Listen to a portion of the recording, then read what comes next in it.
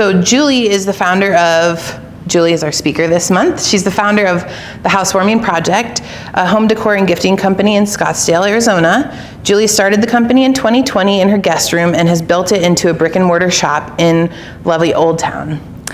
Being the daughter of a serial entrepreneur and an interior designer, this company came to life organically. Please help me in welcoming Julie to the Creative Mornings Phoenix stage. Yay! So if you want, you can just press the right arrow and it'll continue on. Thank you. All right. I'm going to read from my computer. I hope that's okay. So let me open it up first. Hello, everyone. I'm Julie Cegelski. Nice to meet everyone.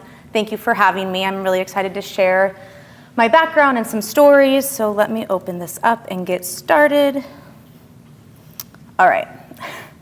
So I put together my PowerPoint for today. It was going to be the 5 lessons I learned while being in the wild. Hiking the 6 packs of peaks in California, backpacking through the Pacific Coast Trail, and my adventurous surf trips abroad in Bali, Puerto Rico, and Bocas del Toro. Although it fit the theme and included cool photos of me in nature, during those moments I never really felt like I was wild. I felt safe, I felt calm, and I felt focused.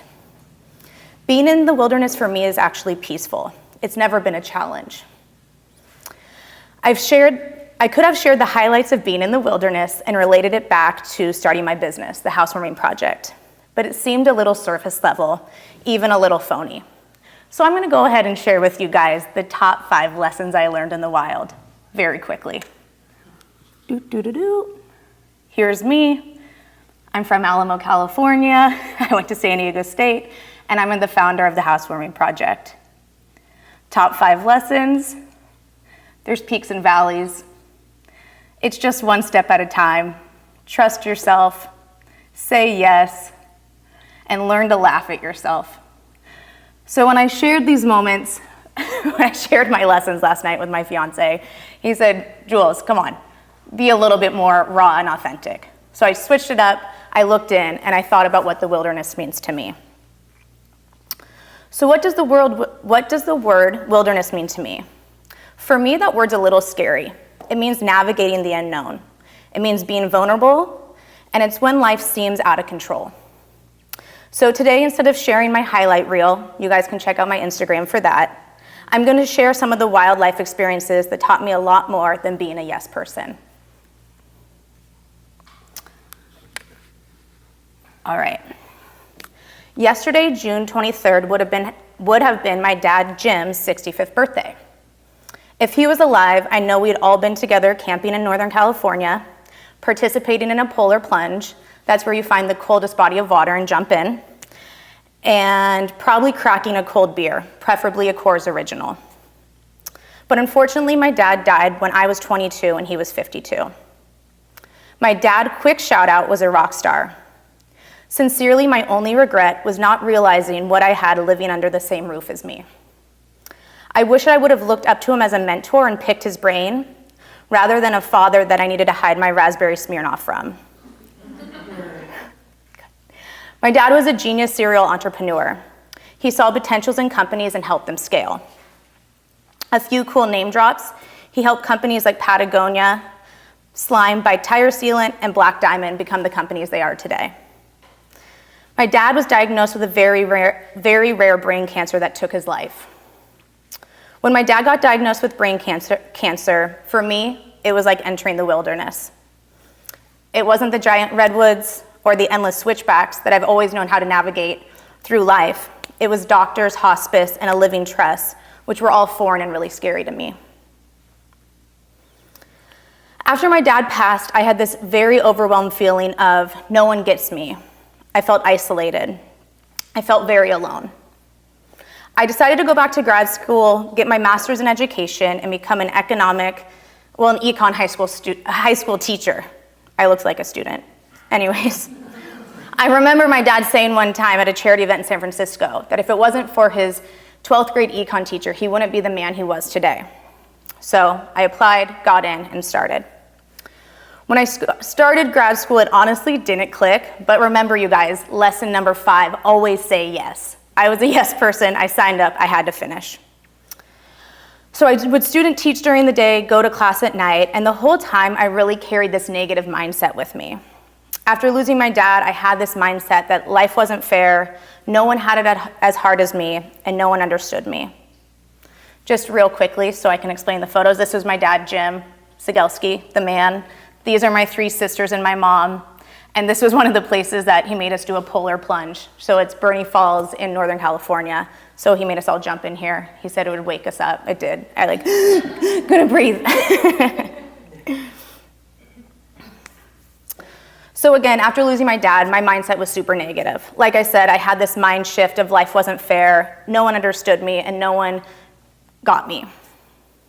It was a random Saturday, and I brought my dirty clothes to the laundromat. I put my clothes in the wash, and I sat in my car and I listened to music. I noticed a very large van parked next to me. I kept peering in and looking to see because I saw movement, and I realized there was people living in that car. I didn't judge by any means, but I couldn't help but take my eyes away from there, kind of understand how many people were in the car. And when I got out to change my clothes from the from the wash into the dryer, one of my students popped out. Yo, Mrs. C, what's up? Did you see me in the car? You kept staring. Literally, like, my heart stopped and my eyes filled with tears, and I just gave him a big hug. I said, no, sorry, I was just looking all over. I'll see you Monday. And I just went into the laundromat and sobbed. Because you guys have to remember, my life wasn't fair. No one understood me. No one has had it as hard as it was for me. So on Monday, I looked out for that specific student. He showed up to class full of smiles, laughing with friends, participating in class. And quickly, that mindset shifted. There are other people out there that are having it as hard as me, that are struggling as hard as me. And what are they doing to move forward with their life and have a positive impact? I did 3 major things that week. I joined a running club. I started to speak with a therapist, which honestly is very hard to find. So I'm gonna do a quick shout out. If anyone's looking for healthcare therapy, there's a program called Open Path Therapy. They are an affordable therapy. You can go online, click all the boxes you need, and they'll link you a therapist. It's how I found mine today. It's how I found mine 10 years ago. And then lastly, I started the Friendship Foundation at my school in honor of that student, but really for all students who ever felt alone, isolated, or unseen. We'd meet once a week in my classroom. Chick-fil-A was awesome and provided lunch for all the students for the whole year, whoever wanted to come in. We touched base with one another, chat about our struggles, where we were stopped in life, and really what support we needed. I ran clothes drives, toy drives, family cookouts to support my students, but ultimately, they were supporting me way more than I was supporting them. My dad getting brain cancer for me was entering the wilderness. I felt vulnerable, I felt scared, and my life was out of control. But over time, I realized I wasn't the only person feeling this way. The moment I opened up, I asked for help, and I shifted my mindset, I was able to navigate the wilderness a little bit easier. So today, I really didn't think I was gonna share this personal story with you. I was gonna go about, me surfing in Bali and how it taught me to laugh at myself when the surfboard hit my nose and how I applied that to my business, right? Laugh at yourself when you make a mistake or when you look silly. But I honestly thought if I was sitting in the audience, I'd hope the speaker would be candid and real. So here we go. Now you know my personal story and kind of my biggest time in the wild, losing my dad and navigating my life after that. Now let me go over the highlight reel of my life, you guys. Quick disclaimer, I've entered the wilderness many more times after my dad passed. I've gone through horrible breakups. I've experienced companies not making it and going under. I've had health scares. But navigating that wilderness looks a little bit differently once I shifted my mindset. Here's the highlight reel. So after grad school, I threw myself into the nonprofit sector and started running a few foundations. I started with Girls on the Run, a nonprofit that provides life skills to girls, you guess it, while running. I began working with the Wilderness Outdoor Leadership Foundation. It's a foundation that takes youth on adventure trips throughout California. We went kayaking through the American River, backpacking through the hills of Central California, just an incredible experience. I ran the Burton Snowboard Foundation, called the Chill Foundation, and took inner city youth snowboarding throughout the US. And then lastly, I helped my friend Nick launch a nonprofit called Walk with Sally. This is a nonprofit that supports youth who have been impacted by cancer, specifically who've lost a parent to cancer. We went, when I started 10 years ago, supporting 18 families, to now we support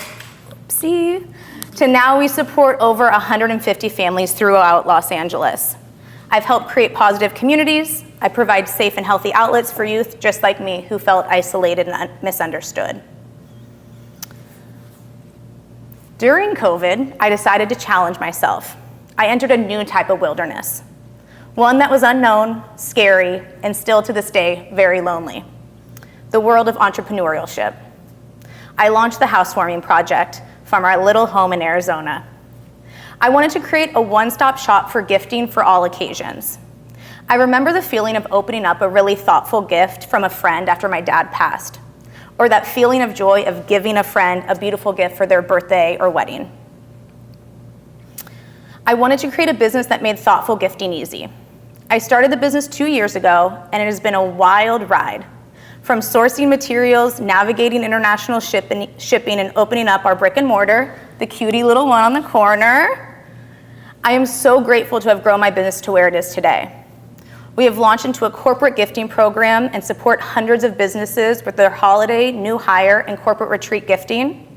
We are launching an automated gifting program in the fall, and I continue to learn and grow, and fail and cry.